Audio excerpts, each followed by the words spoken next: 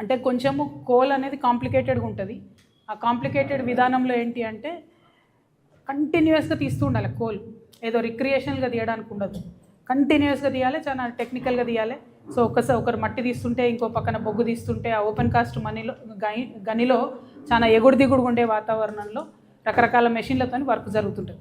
అది జరుగుతున్నప్పుడు జనరల్గా ఆ సైట్కి పోయి చూసి మరి ఈ సైట్లో ఇన్ని ఇబ్బందులు ఉన్నాయి కాబట్టి ఈ పర్టిక్యులర్ కాస్ట్ అయితేనే మేము చేయగలుగుతాము అని చెప్పి ఒక రియలిస్టిక్ వాల్యూ ఇవ్వడానికి ఆ నిబంధనలు పెట్టడం జరుగుతుంది వాస్తవానికి అయితే.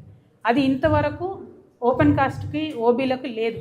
అది కొత్తగా కాంగ్రెస్ గవర్నమెంట్ వచ్చినాక పెట్టినారు. ఆ నిబంధన వల్ల ఏం జరుగుతుందంటే గ్లోబల్ టెండర్స్ ఎవరైతే వేయాలనుకుంటారో వారికి లోకల్ ఆఫీసెస్ ఉంటాయి, వాళ్ళు కూడా పోయి సైట్ విజిట్ చేసి సబ్మిట్ చేయొచ్చు. కాకపోతే ఎక్కడో ఒక దగ్గర ట్రాన్స్పరెన్సీ దెబ్బతింటదేమో అనేటటువంటి ఆలోచన అయితే కలుగుతూ ఉంది. సంపూర్ణంగా దెబ్బతినకపోయినా దెబ్బతింటుంది.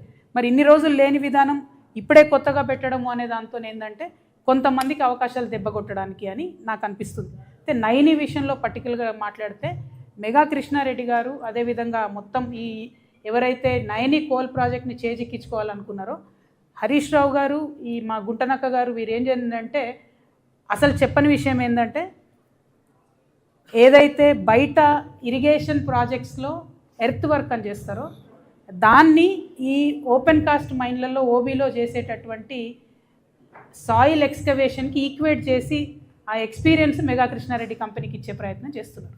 సో వీరేందంటే ఎంతసేపు సైట్ విజిట్, ఆ సైట్ విజిట్ వల్లే నైని క్యాన్సిల్ చేయాలని చెప్తున్నారు. అది నైని వరకు సీమితం చేయడం కరెక్టే, మిగతా అన్నిటికీ అప్లై కావాలని ఎందుకు చెప్తున్నారో హరీష్ రావు గారికే తెలియాలి.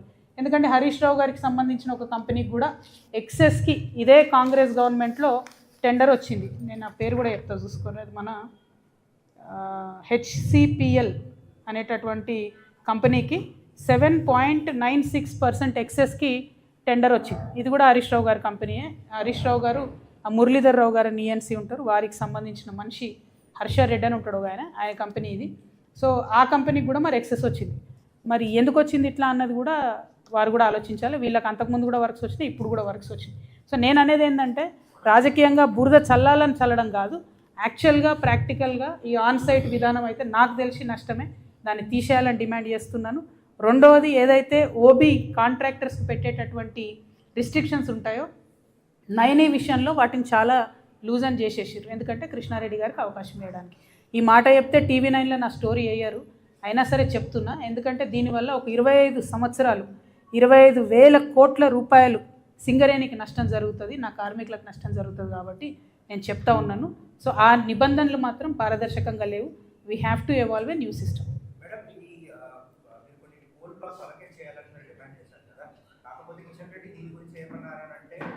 సుప్రీంకోర్టు నిబంధనల ప్రకారం ఆప్షన్లో సింగరేణి పాల్గొవాలి, అది కొన్ని ఆప్షన్స్లో పాల్గొకపోవడం దురదృష్టం, దానివల్ల వాళ్ళకి దక్కట్లేదు అనేది.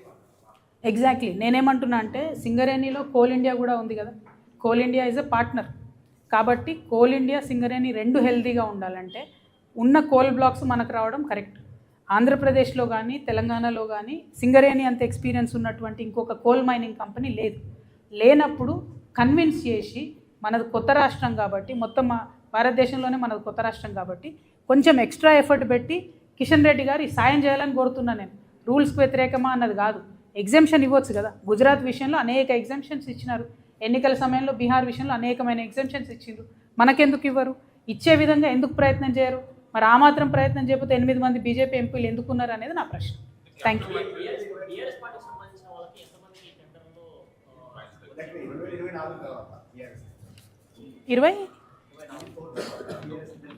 24 తర్వాత నా సమాచారం ప్రకారం అయితే 5 టెండర్లు ఉన్నాయి ఇక్కడ.